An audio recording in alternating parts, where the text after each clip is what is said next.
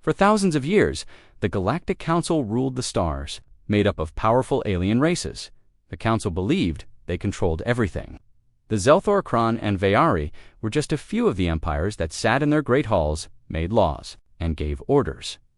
Then came Earth, a small blue planet in a quiet corner of the galaxy. At first, the Council didn't care. Earth was not special. Its people, called humans, were new to space. They had just learned how to travel between stars. They had no empire, no colonies, no strong weapons. To the Council, humans looked weak. They fight each other, said a Zelthor leader. They use metal ships, laughed a Kron warlord. They are slow, soft, emotional, said a Vayari diplomat, so the Council ignored the warnings.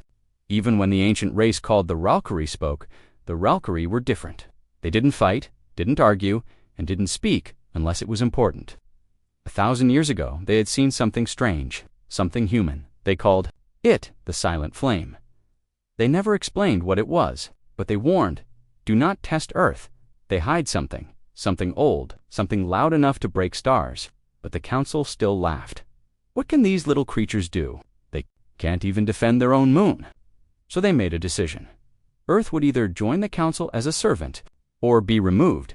The year was 2491. Earth time, people were working, shopping, sleeping. The skies were blue. The cities were full of life. Then, at 2:03 p.m. UTC, everything changed. First, the satellites stopped. GPS systems crashed. Phones went silent. Planes turned off in midair. Power grids flickered and failed. Then came the ships. Thousands of them. Giant black warships filled Earth's orbit. They blocked the sun. Their shapes were sharp, like claws and teeth. They didn't fire. They only sent a message. It played on every screen in every language. We are the Galactic Council. Earth is under control. Do not resist. Surrender, now. This is your only warning. Panic followed. People ran into the streets. Military jets tried to launch, but were jammed. World leaders tried to contact each other, but nothing worked. And yet, no reply came from Earth. No surrender, no words, just silence. Far below the surface of Antarctica, buried under 5 kilometers of ice, was a forgotten place, an old bunker, built in secret during Earth's last Great War. No president, no prime minister remembered it. It had no name, a number, Bunker 0. Inside. Everything was dark. Then a red light blinked. A machine silent for over 100 years came to life. It spoke in a calm digital voice, threat level, Omega, Protocol 0, activated. Far away, hidden human systems began to turn on. Secret satellites, hidden in the asteroid belt, powered up. Special forces lost in deep space received a signal. Return. Something had begun. The Council waited. 1 hour, 2, then 6. They expected fear, begging, weakness. But still Earth said nothing. One young Zelthor officer looked confused. Why are they not speaking? They are afraid, said a Kron general. They know it's over. The Ralkari, watching from a distance, said nothing. One of their old watchers simply closed their eyes. They are not afraid, he whispered. They are remembering back on Earth. In the darkness of old military labs, people worked without sleep. They pressed buttons that had not been touched for decades. They opened vaults, sealed since the 2100 S. In one of those vaults was a device, with a strange core glowing softly, humming like it was alive. It was not made by humans alone. Old records called it the Eye. It had no weapon, it didn't fire lasers, it didn't drop bombs. It simply watched, and when it watched, things disappeared. Meanwhile, across the galaxy, something strange was happening. One of the Council fleet stationed near Saturn suddenly vanished. Not attacked, not destroyed, gone, no signal, no black box, just silence. Then another fleet near Mars stopped responding. Then a listening post on Jupiter's moon turned cold. Is this sabotage? Shouted a Vayari commander. This is impossible, yelled the Kron warlord. Only the Ralkari looked calm. The Eye is opening, they said. What eye? The Council demanded. The Ralkari answered with a warning. The moment you stopped watching the stars began watching you. At exactly 3:33 a.m. UTC, Earth sent its first and only message back to the Council.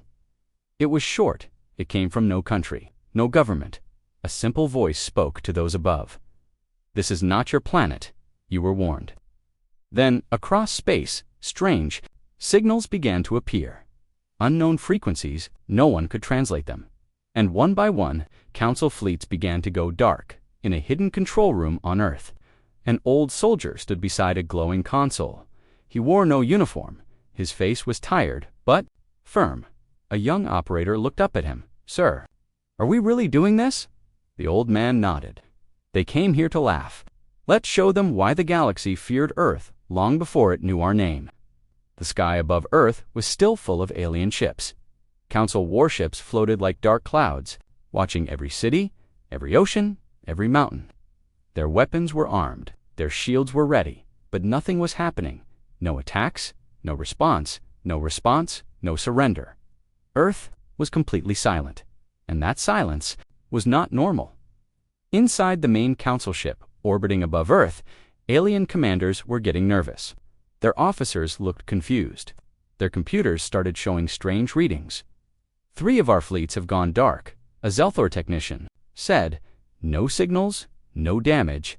They're just gone." Crone warlord Garrock stood up and smashed his fist on the table. "Humans do not have this power. They are weak. Someone is lying." But the data didn't lie. Ships near Mars, Jupiter, Saturn, they had vanished. The Council still didn't understand, but Earth had already started its move, deep under Antarctica in Bunker 0. Protocol 0 was fully active. This was not Earth's regular military, not the Navy, not the Air Force, not the world armies. This was older, darker, hidden, created by secret groups. After Earth's last World War, these were the black units. Soldiers trained, not to fight for countries, but for survival. Their names didn't exist. Their faces weren't on record. They didn't wear uniforms. They didn't need weapons. They were weapons. And now they had returned from the shadows of deep space, from frozen CRYO-pods, from places even Earth's leaders didn't know about. One black unit ship entered orbit near the moon. It had no lights, no engines, no sound. It simply appeared. Council radar didn't see it, but their fleets felt something strange. A cold wave passed through them like being watched by something ancient and angry. Inside the Council flagship, alarms rang out. "Unknown presence detected." "Where?" asked the Vyari commander. "Right behind us," someone shouted. But when they looked out the window, they saw nothing, just empty space. That's when the first Council ship exploded. Not from outside, from inside. Every system melted, every code shut down, every control reversed. The ship folded into itself and vanished. The Council screamed in panic. "Is this a virus? EMP? No, it's something else." It was the Eye, Earth's oldest, most secret weapon. It didn't fire bullets or beams. It simply sent signals unknown, unreadable, deadly. When those signals touched machines, they stopped being machines. They became doors to something else, and once opened, those doors never closed. Back on Earth, a single black unit commander stood in the center of a circular room. Screens showed every Council fleet. He raised one hand. "Begin round 2. In seconds, 12 more ships went dark. No shots fired, no movement, just silence. The Vyari ambassador fell to his knees. "This isn't war," he whispered. "This is punishment." The Council still didn't understand. How had humans done this? How had they built something this powerful without anyone knowing? The Valkyrie knew the answer. They had seen the signs long ago. They spoke among themselves. Time is on their side. From every corner of the galaxy, messages came. Other alien races once slaves under Council. Rule began to cheer. Some of them even joined Earth. "We always knew the humans were different," said one rebel leader. "They don't start wars, but when they fight, they finish them." Now the Council wanted to escape. They sent messages of peace. They tried to leave. Earth sent one more message. A simple video showed the face of an old human, same one from before. Calm, cold. Confident, he spoke only 5 words. "You were warned. Now watch." From the far edges of space, more human ships began to arrive. Not large fleets, just one at a time. Each ship with a different design. Each one faster than anything the Council had ever seen. One ship flew past Saturn in 2 seconds. Another appeared near the Council's home planet, then vanished. The message was clear. We are everywhere. We are watching. We are not afraid. Inside the main Council ship, fear spread like fire. The Kron general dropped his weapon. The Vayari ambassador cried. The Zelthor leaders stopped speaking. Only the Ralkari remained still. They looked at the others and said, Protocol Zero has no mercy. It was never made for peace, only for protection. You forced it awake. Now you must face it. Earth didn't want war, didn't fire first, but when the Council came with threats, Earth answered, and now the galaxy was listening, and the galaxy was silent. The galaxy was watching. After Earth's silent but deadly response to the Council, fear had spread through space. Many aliens had once laughed at humans.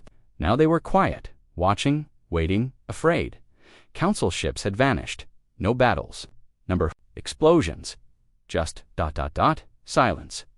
The Council still didn't understand. How, but the answer was coming, and it had a name. Project Revenant. Long ago, when Earth was still divided into nations, wars were common. But during the final global war called, the Black Conflictsome nations created something secret, a weapon not made of fire or metal. A weapon made of time, mind, and silence. They named it Revenant. Then they buried it deep, locked behind protocols, and hidden in the cold, because even humans were afraid of what they had made. But now, Earth had no choice. Protocol Zero had opened the gate, and Project Revenant had returned. Inside a cold black chamber under the Arctic Ocean, the last lock opened. Steam rose from cryopods, monitors blinked. Warning lights turned red. One man opened. His eyes, he had no name, no past, no fear. Only one mission burned in his memory: eliminate threats to humanity. No mercy. At the same time, far away in the Council's home system, strange things started happening. Council satellites shut down, stars near their border started dimming just a little. Their science teams panicked. This can't be natural, they said. One researcher whispered. It's like the stars are, being watched. And in a hidden command ship, a strange figure stood at the window. No armor, no weapon, just dark eyes that saw everything. This was the first Revenant. Council leaders gathered in fear. How can humans move this fast? How can one soldier do this? A Ralkari elder appeared on their screens. He said one line: the Revenant is not one, it is many. It is everywhere, and it never sleeps. Back on Earth, only 3 people knew the truth about the Revenants: the old commander, the engineer who helped design them, and the historian who read the old texts. The Revenants were made from the smartest, deadliest humans, the historian said, but their minds were trained to see beyond time, beyond now. They don't fight like soldiers, said the commander. They hunt like ghosts. They're not just fast, said the engineer, they're predictive. They see enemy moves before the enemy makes them. One Revenant appeared on a Council planet called VELRAX-4. This was a world full of weapons, factories. Council leaders believed it was untouchable. Within 6 minutes of the Revenant's arrival, every factory exploded at the same time. Not one camera saw him enter. Not one ship saw him leave. Another Revenant walked into a Council piece. Summit security scanned him. Nothing showed up. He sat quietly, listened, said nothing. Then the lights flickered, and when they came back on, every Council general in the room had vanished. Just ... gone. Only the Revenant remained. Standing in silence, he left through the front. No one stopped him. Soon the Council began to fall apart. Leaders turned on each other. They blamed spies. They blamed other races. But deep down, they all feared one thing.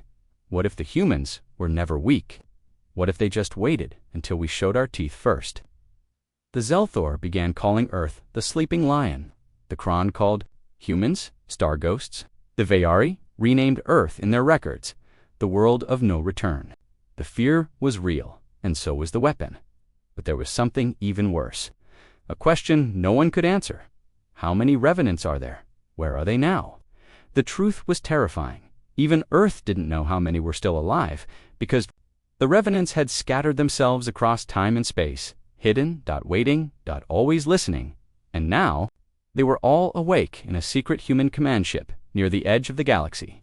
The old commander stood alone, looking at a screen showing alien panic. He pressed a button. A voice came through, calm, cold, clear. Target complete. Velrax 4 is gone. Another voice followed. Phase 2 in motion. The stars are shifting. Another, requesting new target. Revenant 13. Ready. The commander smiled. Let them feel it. Slowly. The galaxy had changed, and it was only the beginning. The council was falling apart, not from outside attacks, but from something worse, from inside every day. More strange events happened inside council ships, and bases' doors opened when no one touched them. Codes stopped working. Files disappeared. Some soldiers woke up and found strange writing on their walls, words in an unknown language. Others just vanished in the night. No alarms, no screams, just gone. Fear grew faster than fire, and no one knew who to trust. Council leaders began to suspect each other. Who let the humans in? Who is the traitor? But there was no traitor, because the enemy wasn't a person. The enemy was already inside their system, in their computers, in their codes, in their thoughts. One night, on a council station near the Vyari border, a group of officers gathered for an emergency meeting. The air was cold. The lights flickered. They sat at a round table. One of them, a young Zelther, stood and shouted, "We must send a full strike. To Earth now, burn their planet before it's too late." But the others stayed quiet. Then one asked, "What's your unit number again?" The Zelthor's face twitched. He didn't answer. Another officer stepped forward. "What's your native?" "Moon." Again no answer. That's when they knew he wasn't real. In seconds, the fake Zelthor jumped onto the table, faster than any creature should be. Its skin peeled back, its eyes turned black. It spoke in a voice, "Not from this world. We are already here." Then it exploded, turning into smoke, no body left behind, just a message written on the wall in glowing red. "Do not search, just run." This wasn't hacking, this wasn't war. This was fear warfare, and humans were the masters of it now. The council had always relied on numbers, weapons, and control, but humans had learned a different way, a way to break the enemy from the inside. The revenants had evolved. Some were now part code, part-human.living inside the enemy's computers, whispering through radios, taking forms, sending false messages, and the council couldn't tell what was real. Anymore, even the council's top generals began to doubt their own teams. Some ordered their own soldiers locked away, others shut down their own ships in fear of ghost signals. A few simply ran. They tried to hide in deep space, but the messages still followed them. "We see you. We know your thoughts. You should have listened." One of the largest Kron warships, the Hammer of Dawn, received a strange signal. During a patrol, the signal had no code, no language, just a sound, a heartbeat, slow, steady, steady human. The Kron captain ordered the ship to shut off communications, but it was too late. Within minutes, the ship's own weapons turned inward. It destroyed itself from the inside. No outside attack, just fear, pressure, and perfect control in a hidden data room on Earth. An old human scientist looked at the screen. It showed 20 council ships, all falling apart, no missiles, no laser beams, only mental warfare. She turned to her assistant and said, "They thought strength was about size, about firepower, but real strength is knowing your enemy better than they know themselves." At the same time, far away on a moon station, a small group of rebel aliens watched the news come in. They were not part of the council. They were free worlds hiding from the war. One of them, an old Vyari, turned to the others and said, "The humans are not just fighting the council anymore. They are reshaping the galaxy." Back on a council base, the last surviving commander sent a message to Earth. His hands were shaking, his voice was weak. He spoke directly to the screen. "Please, we surrender. Just tell us what you want." But no one answered. The screen stayed. Black dot until one line of text appeared. "You were warned." The real terror had begun. Because the council finally understood the truth, the humans never had to invade. They only had to wake up. The galaxy was no longer laughing. The council's fleets were falling. Ships vanished without battle. Leaders disappeared in their sleep. No one knew where the humans were, and worse, no one knew what they were anymore, because after all they had seen. They realized one truth: they were never just human. In a cold, dark council vault, hidden beneath the moon of Traction, an ancient alien species, long thought extinct, had left a message. The council had ignored it for centuries. Now, they finally opened it. The message was carved into black crystal. Only 3 words: beware the evolved. Back on Earth, deep under the surface, the old commander stood in front of a glowing table. All across the galaxy, red dots showed enemy ships, and green lights showed human agents. But there were new lights now, blue ones. The engineer stepped forward. They've activated. The next generation is awake. The Revenants were only the beginning. The next step was called Echo Class. Not just trained, not just enhanced, but born with the code of survival. Children, raised in silence, taught to control machines with their minds, taught to speak every alien language without opening their mouths, taught that war is not won by power, it is won by patience. One Echo Class girl, just 14 Earth years old, stood on a distant mining planet run by the Council. She wore no armor, she carried no weapon, yet within minutes of her arrival, every machine on the planet shut down. The guards dropped their weapons, their minds filled with whispers. They heard her voice inside their heads: leave or disappear. They left, no one returned. Across the stars, Echo units moved silently. They didn't kill unless needed. They didn't destroy unless forced. But wherever they went, systems failed and resistance faded. It wasn't just technology they could bend, it was will. The Council made one final attempt, a secret lab hidden near a dying star. They tried to build something to fight back, a living weapon, faster, stronger, emotionless. But before it was finished, the lab melted. No bombs, no ships, just a quiet boy in a black coat. Standing on the glass, he looked up at the camera. His eyes glowed. Then the feed cut. Alien historians, watching the war from far. Systems began to write new records. Humans are no longer a species. They are a force, an idea, a shadow that moves between stars. Some races wanted to fight harder, but most gave up, because they now believed if you fight a human, you fight something more. You fight everything they've become. On the Council's last hidden base, the final High Commander gathered his guards. He said, "We will not go quietly. We will strike Earth itself. We still have one last weapon." But as he gave the order, the screen in front of him went black, and a face appeared. A young human face, smiling, calm, eyes, glowing gold. She spoke one sentence. "You were too late the moment you came to our world." Then every light on the base turned off, and the Council's last hope ended in silence. Some say the humans became gods. Others say they simply unlocked their true potential. But all agreed they were never just human. The Council was broken. Its fleets were lost. Its leaders had vanished. The galaxy no longer obeyed. No one answered the Council's calls anymore, and across every world one name echoed in silence: humanity. For thousands of years, the Galactic Council ruled with fear. They taxed worlds. They crushed rebels. They laughed when Earth first joined, but now, no one laughed now. Even the word council made soldiers shake, because everywhere they turned, the humans were already there. In the burning sky above Carathex Prime, the last Council fleet floated helpless. Half their systems were offline, the others controlled by someone else. Then the humans sent a message. No voice, no image, just 3 words: lay down arms. Some Council captains refused. They launched missiles at nothing, fired at shadows, wasted every last weapon, but no enemy ever appeared. Only silence. And then, their ships shut down. One by one, no fire, no fight, just darkness in a hidden bunker. Deep beneath the surface of Carnsavan, Council generals prepared their last plan. A final weapon, a world-ending bomb meant for Earth. If they could not win, they would destroy everything. They activated the core. It began to count down, but the timer stopped at 007. A child's voice came through the speaker. Soft, calm, no. That was the only word. Then, nothing. The core melted in silence. On neutral planets, aliens gathered in temples and towers. They prayed for peace, but they were not afraid of war anymore. They were afraid of being watched, because everyone believed.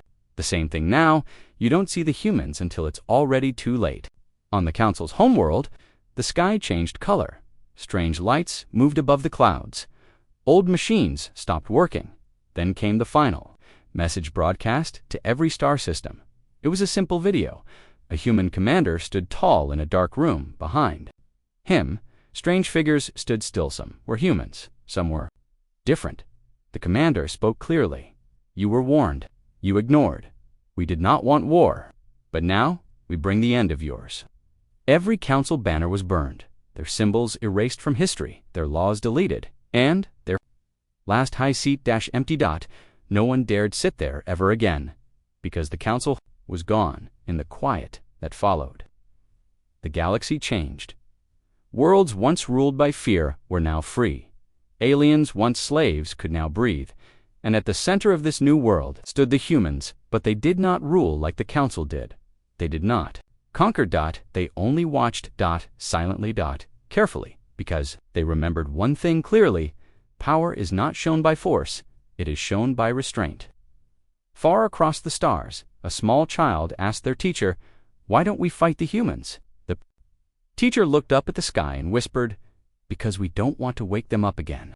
The war was over. The council was no more, and the galaxy was quiet. Not because it was at peace, but because everyone was still afraid. Afraid of the ones who had ended it all.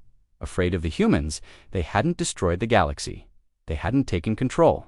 They had simply disappeared, gone back to their world. No speeches, no armies left behind, no demand for power, and that's what scared everyone the most. Across alien cities, statues of humans were built. Some made of stone, some made of light, not to honor them, but to warn others. The message carved below every statue was the same: do not test the quiet ones. New governments were formed. Peace talks began. Old enemies became allies overnight. Why? Because no one wanted to give the humans a reason to return in a floating city on the ocean. Planet Querenine, a young alien, asked their leader, "Why did the humans stop? Why didn't they take over?" The leader replied, "Because they never wanted power. They only wanted to be left alone. And when they weren't, they showed us why we should have listened." Historians tried to study Earth's rise, but many records were gone. Some said the humans erased them. Others said they never wrote them down because humans didn't fight for fame. They fought for survival, and they won. There were stories whispered. In the dark corners of space, a single human ship taking down an entire fleet. A child who shut down a planet's system with just a thought. A silent figure seen walking on airless moons, leaving only fear behind. No proof, no videos, only stories. But every alien believed them, because deep inside, they knew they were true soon. The phrase, "Don't make them angry," became a law in many worlds. New alien languages even created a word for it: Solthair, the silent wrath of Earth. And slowly, things began to change. Trade grew, slavery ended, planets shared knowledge. Instead of stealing it, no one forced this peace. The memory of the humans did. 1,000 years later, the galaxy was full of light. But deep in the core systems, one question remained. A question no one dared ask aloud. If the humans come back, will they come as protectors or as punishers? No one knew. No one wanted to find out, because they all remembered what the galaxy owed them. Not fear, not praise, but respect. It began with a sound, a low, soft hum across the stars. Then the lights in 5 major systems flickered. All at once, no alarm, no enemy, just a presence. People looked up at the sky, and there they saw them. Human ships, not thousands, only 12. But those 12 ships made every fleet in the galaxy pause, because they were not like before. They were bigger, quieter, darker, as if they weren't built, but born on the Council's old capital world, now ruled by a peaceful union. Leaders gathered. One asked, "Why are they here?" Another whispered, "Are we in danger?" But no one had the answer, because the humans didn't speak. They simply hovered in orbit, watching, waiting. Then, finally, one ship opened communication. A message played in every language, on every channel. "We have returned, not for war, not for control, but because a new threat is rising in a hidden system far beyond known space. A force had awakened something the Council had kept secret for centuries. A weapon made from broken alien DNA, a living army, pure rage. No soul, no mind, only destruction. And now it was coming. The galaxy was not ready, even united. The worlds could not stop it. Their fleets were too weak, their systems too slow. So they looked to the humans once more and asked, "Will you fight?" With us for a moment, the skies were silent. Then one word came back, "Yes." But the humans didn't demand power. They didn't take control. They shared what they had. Built new shields, new mines, new warriors, and for the first time in history, the galaxy stood beside humanity. Not in fear, but in trust. The battles that followed were not easy. Worlds burned, moons cracked, but the humans led the charge, and wherever they went, hope followed, not because they were perfect, but because they were unbreakable in the final battle above a dead sun. The enemy unleashed its last weapon, a ship the size of a planet, covered in black energy. It spoke no words, it just destroyed, and yet only one human ship faced it, the same ship that had ended the Council. Inside it stood the Echo. Commander, the child who once shut down worlds with a thought, now fully grown, she placed her hand on the glass and whispered one word, "Enough." The enemy ship stopped, froze, then shattered into light. Gone. Forever. The war ended that day. The galaxy stood in silence once again. But this time, in peace. And when the humans left, they didn't leave monuments. They didn't leave soldiers. They left something stronger. An idea that when the galaxy was in danger, when darkness returned, so would they. Now, across the stars, children learn Earth's story. Not as conquerors, not as monsters, but as the ones who stood up when no one else could, and proved once and for all, humanity was never weak. Humanity was never alone. They were always something more.